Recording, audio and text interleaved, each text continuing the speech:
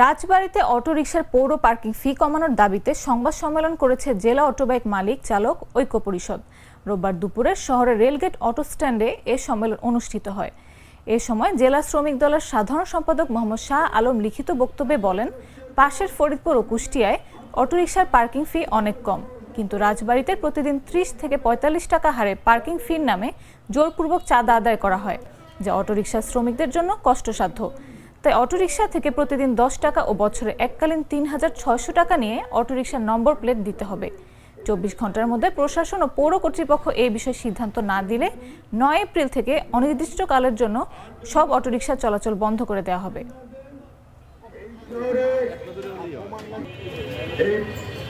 অন্যান্য জেলায় 2400 টাকা পৌরসভা হতে আদায় করা হয়, অথচ রাজবাড়ী পৌরসভা প্রতি বছর আমাদের নিকট হতে 14,400 টাকা আদায় হয়।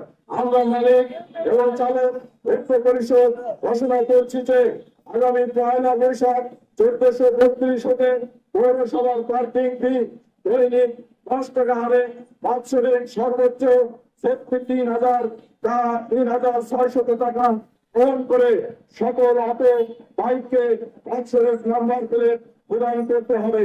আমরা 10 টাকার বেশি দেব না, আমরা এককালীন 3600 টাকা দিয়ে প্লেট নাম্বার আমাদের দিতে হবে। তা না হলে 9 তারিখে রাজবাড়ী শহরে পৌরসভার প্রত্যেকটা রাস্তাঘাট এই অটোর মাধ্যম দিয়ে শ্রমিক দলের সহযোগিতা নিয়ে আমরা টোটাল নজর করে দেব। না হলে